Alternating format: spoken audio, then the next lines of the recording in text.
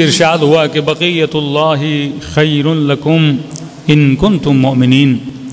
انسان ایک ایسا وجود ہے جسے خدا نے آج تک باقی رکھا.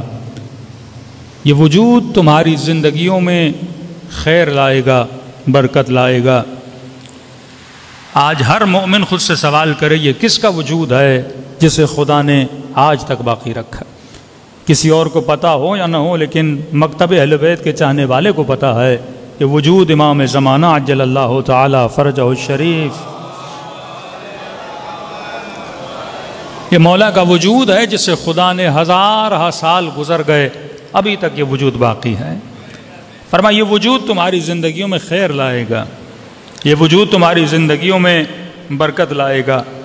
آج مومن دل پہ ہاتھ رکھ کے واللہ یہ بتائے کہ آج ہم میں سے ہر بندہ امام زمانہ کو مانتا ہے. وہ کون سا شیعہ ہے جو وجود امام زمانہ پر ایمان نہ رکھے؟ لیکن وہ وعدہ جو قرآن نے دیا کہ جس نے بھی اس وجود کو مانا اللہ اس کی زندگی میں خیر لائے گا، اللہ اس کی زندگی میں برکت لائے گا. آج مومن اپنے گریباں میں جھانک کر دیکھے، کیا میرے گھروں میں سکون ہے؟ کیا میرے دل میں وہ اطمینان ہے جس کا وعدہ پروردگار عالم نے دیا ہے؟ جبکہ خدا نے کہہ دیا جو بھی ولی کو مانے گا، جو بھی وقت کے امام کی ولایت کو مانے گا، اللہ اس کی زندگی میں خیر بھی لاتا ہے، اللہ اس کی زندگی میں سکون بھی لاتا ہے. اب یہاں پہ کیونکہ خیر اور سکون کی ڈیفینیشن ہمارے ذہنوں میں الگ ہے، تو مومن یہ سمجھتا ہے کہ جس نے امام زمانہ کو مانا اس کی زندگی میں خیر ہوگا. آج عام سے مومن کو اٹھائیے مجمع میں سے اور پوچھئے خیر کی ڈیفینیشن کیا ہے؟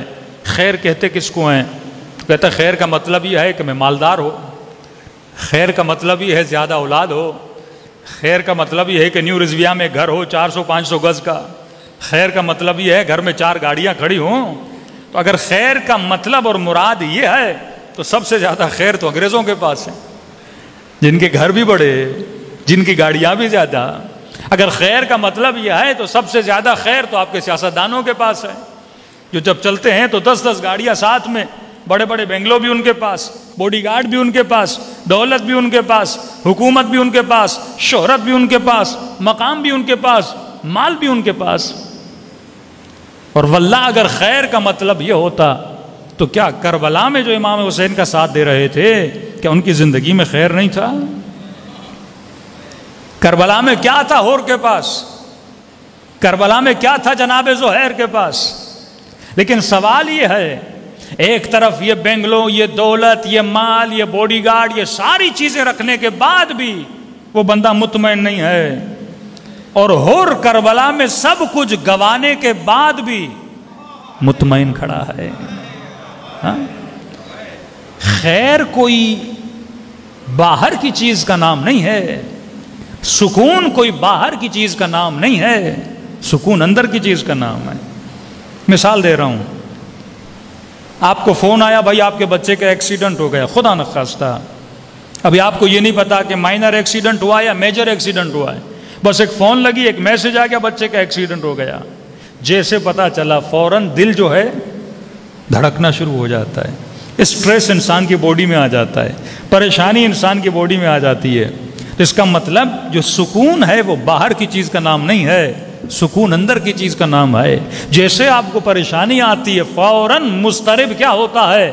انسان کا دل مضطرب ہو جاتا ہے. پریشان کیا ہوتا ہے؟ انسان کا دل پریشان ہو جاتا ہے. اب آئیے کربلا کے میدان میں ساری چیزوں کے دیکھنے کے باوجود بھی امام حسین کا دل مطمئن ہے، اور بیٹے کو شہید کروا رہا ہے لیکن دل مطمئن ہے. میثم تمار کو درخت سے باندھا گیا ہے، ہاتھوں کو کاٹا گیا ہے، زبان کو کاٹا گیا ہے، آنکھوں کو نوچا گیا ہے، لیکن جناب میثم تمار کا دل مطمئن ہے. تو اصل سکون تب ملتا ہے جب بندے کا دل مطمئن ہو. اب سوال یہ ہے کہ میرے دل کو وہ کون سی چیز ہے جو مضطرب کرتی ہے؟ اگر میرے دل کو بیٹا مضطرب کر رہا ہے، اگر میرے دل کو بیوی مضطرب کر رہی ہے، اگر میرے دل کو گاڑی مضطرب کر رہی ہے، اس کا مطلب میرا دل امام سے بندھا ہوا نہیں ہے، میرا دل گاڑی سے بندھا ہوا ہے. اب گاڑی کو اسکریچ لگ گیا، گاڑی کا دروازہ ٹوٹ گیا، گاڑی کا ایکسیڈنٹ ہو گیا، فوراً دل کیا ہو جاتا ہے؟ دھڑکنا شروع ہو جاتا ہے. میرے دل کی کنجی بچے کے ساتھ بندھی ہوئی ہے، اللہ نے بچہ چھین لیا، میرا دل مضطرب ہو جاتا ہے. میرے دل کی جو محبتیں ہیں وہ میرے گھر کے ساتھ جکڑی ہوئی ہیں. اچانک گھر گرا، سیلاب آ گیا، گھر کی دیوار گر گئی، بڑی محنت سے میں نے دیواریں بنائی، اس کا رنگ خراب ہو گیا، فوراً دل کیا ہو جاتا ہے؟ مضطرب ہو جاتا ہے. تو سوال یہ ہے وہ کون سی چیز ہے جو تمہارے دل کو دھڑکا رہی ہے؟ اگر دل امام زمانہ کی محبت میں دھڑک رہا ہے یہ دل مطمئن رہے گا، لیکن اگر دل دنیا کی محبت میں دھڑک رہا ہے یہ دل ہمیشہ مضطرب رہے گا. کیوں؟ کیونکہ دنیا کو بقا نہیں ہے، دنیا کو فنا ہے. حسین سے حسین عورت سے شادی کر لو، دل خوش، کیونکہ دل کو حسن پسند ہے. دل بڑا خوش ہے کیونکہ حسین خاتون سے شادی ہو گئی، اور خدا نہ خواستہ کوئی ایسی بیماری ہو گئی، کوڑ کی بیماری ہو گئی، اس کا حسن چلا گیا، چمڑی خراب ہو گئی، دل کیا ہو جائے گا؟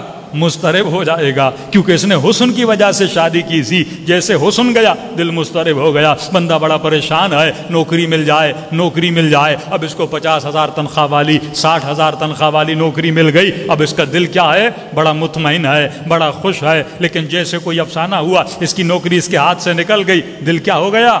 مضطرب ہو گیا. مطلب تمہارا دل جو ہے وہ تمہارے امام کے اشاروں پہ نہیں چل رہا، وہ دنیا کی محبت کے اشاروں میں چل رہا ہے. تو اگر سکون اور اطمینان چاہتے ہو، جب تک دل کی کنجی، جب تک تمہارے دل پر ولی خدا کی حکومت نہیں ہوگی، تب تک تمہارے وجود میں سکون نہیں آ سکتا. صلوات پڑھے محمد.